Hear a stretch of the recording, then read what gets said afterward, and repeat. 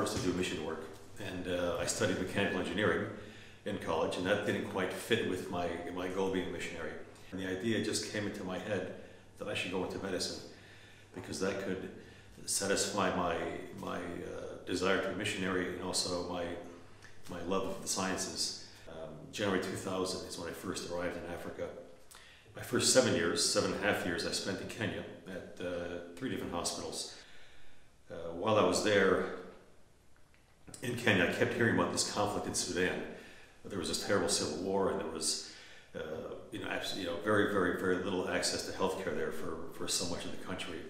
I thought, really, it really got my interest going. I thought, that's really a place I'd like to go.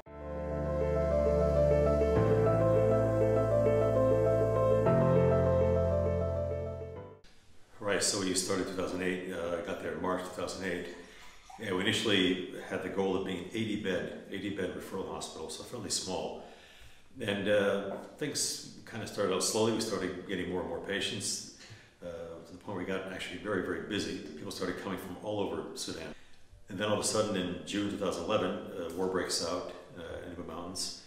So the war changed very drastically overnight. For the Nuba, there are people that have been persecuted and oppressed for centuries. And it's very difficult to get their trust. It takes time.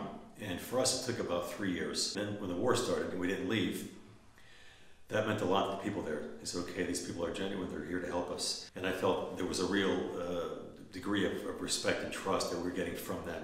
So we developed a very strong bond with the people there through that.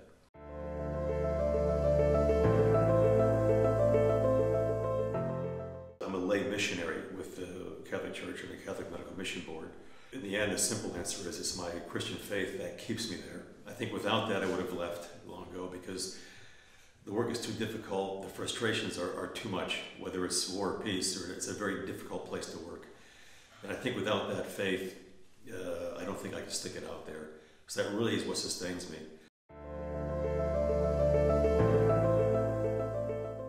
Wake up around 5:30 and then start making our way over to the church. There's a small chapel. Start at the hospital at 7:30 with the ward rounds. We'll do on rounds anywhere from 300 to 450 patients we'll see during the morning rounds. And that takes several hours to go through all those people. Luckily for the past year, it's been fairly quiet. There haven't been any new offensives. Before then, there was a lot of heavy fighting all the time, and we're getting casualties all the time, all hours of day and night. When there are a lot of wounded, a lot of casualties, a lot of air bombardments, I think everybody gets a lot of energy. You have a lot of adrenaline flowing. So your body responds to that challenge by, you get a lot of energy. Last year, we in our outreach clinics, which is part of us, I think we saw 130,000 outpatients. We did 1,800 operations. We don't have huge resources or a lot of technology. It's pretty basic, but you can do a heck of a lot with limited resources in that environment.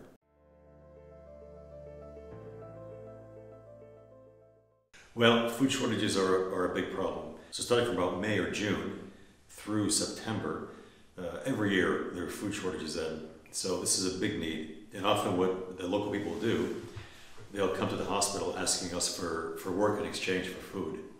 Psychological trauma is there. We really don't have a program to counsel other children or adults that have suffered trauma. One good thing with the children is they're very resilient. And when they're on the ward there, it's amazing. We'll see a kid that'll come in that was, had his leg blown off by a bomb. And within a week, they're playing with the other kids, laughing and smiling and joking around. So I think being with the other children is one way of therapy. It's one thing that we do lack, any sort of psychological support. We don't have it.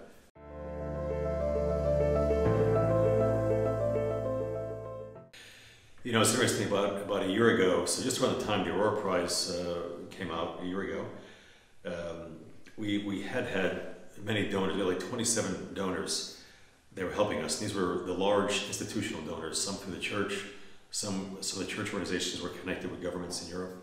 So we lost all this donor support. Actually, the only reason we're open today is because of the Aurora Prize last year.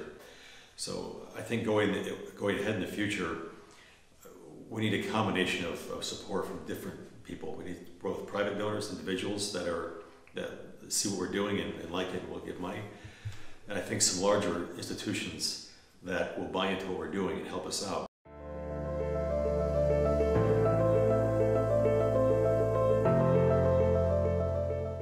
In terms of healthcare in Nuba-Mountains, there's still a ton of work to do. So I would like to see us expand what we're able to do, open many more clinics, maybe open another hospital, and slowly get our staff to get more Nuba trained. So they're the ones to go and run these places. I think that's the only way to make sure this thing is sustained over the long haul.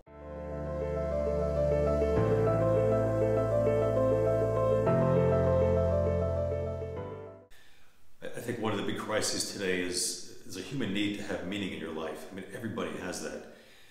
And yet there's a sort of a chasm that people have to jump over. So they stay in the comfort zone to make sure they have enough resources so they can, whatever, die a good death, retire, and have some money to go on vacation. So they never jump over that chasm. So they stay with an unmet need. Don't be afraid to take that jump. Just do it. Forget about, leave the material comforts and other things behind. And when you get to their side, you'll find your life is much more rich. You'll find some fulfillment.